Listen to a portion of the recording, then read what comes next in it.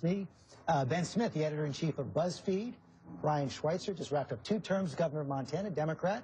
Now spending a little bit of time in Iowa. We're going to talk about that in a little bit as well. And Republican strategist and CNN contributor Ana Navarro. And I do want to get to New York, but Bill, let's start out with what we just heard from Senators Schumer and Rand Paul. I don't want to overstate this, but I started to hear, you started to see some optimism there on fronts that there really could be cooperation in Washington this year. It's just a hangover of the New Year season, George. Look, I think there could be cooperation. A bunch of Democratic senators are co-sponsoring a bill challenging the Obama administration on Iran. There have been Democrats who voted for delaying parts of Obamacare. So I hope a lot of Democrats start deciding to separate themselves a little bit from the Obama administration. There's been it's amazing how strong the White House has been, and you were in the White House. I mean, you know how much trouble your own party can cause for you. Obama's been very successful at keeping Democrats in line. I think one of the big stories of the next few months is, can he do that on issue after issue, especially Obamacare and Iran?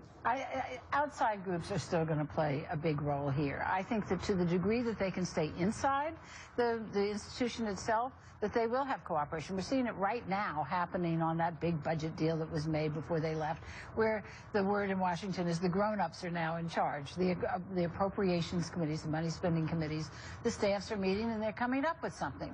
But to the degree that the outside groups are agitating, and there was just a big meeting of conservatives in Virginia saying, we can't let them cooperate like this, and start by opposing Janet Yellen's nomination to the Fed.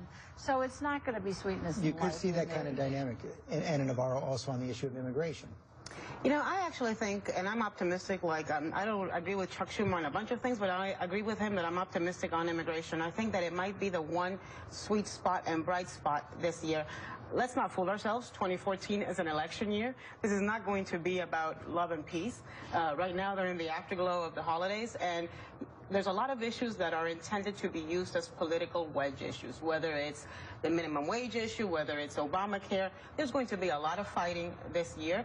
Hope I'm wrong, but I think I'm being realistic. Immigration has a shot because, you know, it's not the issue that's, it's got a shot because really Republican leadership, Republican groups want to do it. And as Senator Schumer said, it is something where there are a lot of Republicans who can move the ball that want to get it done. Tomorrow, Governor Chris Christie in New Jersey is signing the New Jersey version of the DREAM Act. He's having a ceremonial signing for it. He's doing it his own way because he's thinking long-term, and nothing speaks more about the national implications of getting immigration done for Republicans than what Chris Christie is doing tomorrow. See you nodding your head there. Unemployment's coming down, and when we have high unemployment, people want to blame somebody, they blame immigrants. Now we have unemployment coming down, we have people who are hiring again, we need people to go back to work, and so whether you're a business Republican or a business Democrat, you understand that we've got to have young population of people who are eager workers. That's why we're going to pass immigration reform. I mean, you know, like none of these Republicans you guys are mentioning are in the House of Representatives. Right. I mean, I think that's ultimately every year there's this sort of wishful thinking and this consensus, right, and then you go to the House of Representatives and it dies.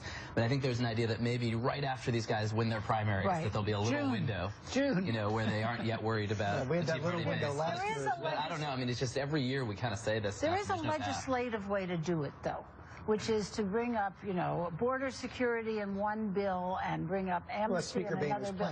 And that's exactly what happened, you know, in the Compromise of 1850, where the California came in as a free state, but the fugitive slave law was part of it as well. And so, you know, you can say this was a terrible thing, but it's exactly the way it got through. And there's a big coalition. We've got a fed up, unplugged John Boehner right now that we didn't have last year, who I think is fed up with trying to accommodate folks that are not going to be accommodated ever on immigration and some other issues. So I think what kind of leadership John Boehner exerts on this is the key for whether immigration primaries will be the Republican Party that is at the Chamber of Commerce or the Republican Party who's boiling tea in the back room. That's what we're deciding right now. How about the Republican Party that represents class and working class Americans? They voted for Democrats. What? Well, they did. You know what? But I'm not. But passing immigration reform, which may further undercut working class wages, is not necessarily the right way to go. You just said unemployment's down a lot over the last 3-4 years, and there wasn't immigration reform. Maybe we should immigration's down too.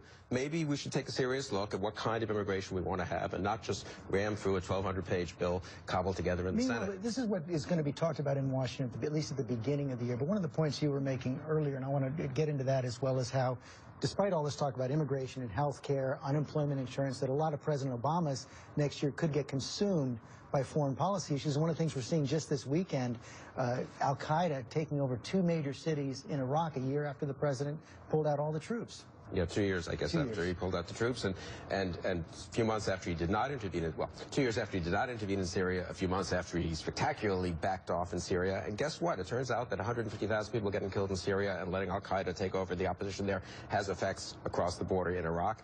And we face an incredibly dangerous situation, I think, in the Middle East. And I do think people don't want to talk about foreign policy for various reasons on both sides, but I think foreign policy will be a big story in 2014. Ronald Reagan back in 1986, it was actually his salvation coming out of Iran-Contra in his second term, reached out to Mikhail Gorbachev, had an arms control agreement. Presidents tend to have more room to maneuver, but as Bill points out, a lot of real crises here for presidents. Well, and the Middle East is not an easy place to maneuver. Now, John Kerry is there, God love him, you know, constantly trying to bring it together. But it is a very obviously difficult region. But there is a strong feeling that you're picking up, especially among Europeans, that the United States is absent, and that there is no leadership from the United States at the moment. You couldn't be putting more time in than John Kerry on the Middle East. Well, he is, but there's a sense that he's almost freelancing, and that he's not getting a lot of support from the administration itself. Well, the Europeans are right. We've had 12 years of war. For 11 years, you can't find anybody left in America can tell you, why are we still in Afghanistan? Al-Qaeda attacked us. They're not in Afghanistan. We're fighting somebody called the Taliban. They live in caves in the Stone Age. Why are we still there? Because there is a, you know, first of all, we went there and we promised we'd stay there.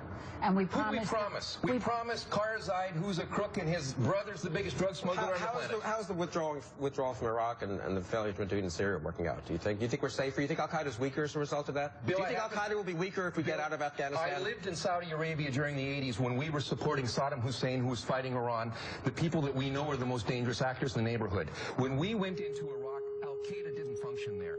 We destabilized Iraq. We threw Saddam Hussein out, who's a bad guy like a lot of other people in the Middle East, and now we have Al-Qaeda. It's our problem. We broke to China, and now we're going to have to go back in. What's your solution?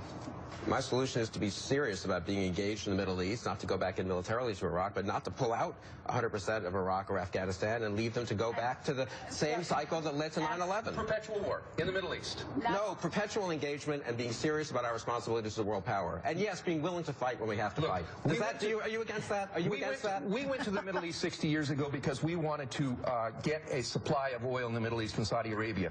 We will now be exporting oil and gas from the United States during the next 6 years. They are competitors. Let the Europeans we have a moral obligation as well. It's not just an economic obligation. We said to the women of Afghanistan, we are going to make your lives better. We're going to get you educated. We're going to get your children educated. The crisis of Syrian children right now is outrageous.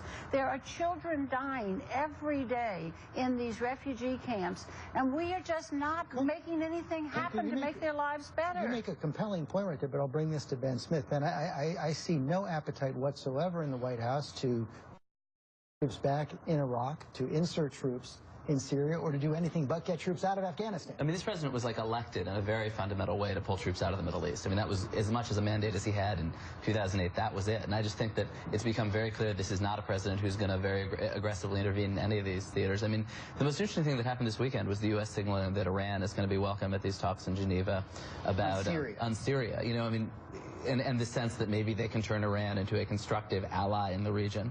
I mean, that's a very new thing. If they put down one point on that, though. If they put down their nukes, maybe we ought to be discussing. This president may have been elected, as Ben says. This president sent tens of thousands of American troops to Afghanistan in 2009 and 2010, and I think this gets to Koki's point. What are we telling them? That was just what, to hold things off for a year or two? Is that why people fought and sacrificed there? This is one of the points that Senators McCain and Lindsey Graham, who just visited the region again recently, saying that what we're seeing in Iraq proves that the United States has to leave at least some troops behind in Afghanistan. And they've also been saying, look, you know, we warned that this was going to happen. You know, you've got Al-Qaeda right now in charge of Fallujah. We warned you that this was going to happen, and we did this sort of accelerated withdrawal. But there's also the bigger problem of the overall role of the United States in the world, and I think this has not been a good year for exerting leadership. And you're hearing Democrats in the Senate Foreign Relations Committee, like Bob Menendez, who's the chair, saying we are not happy with the way things are going with Iran and having great reservations with the Syria issue. On sanctions. And Governor Schweitzer, clearly you have passion on this issue right now. We're seeing it this morning. We've also been seeing it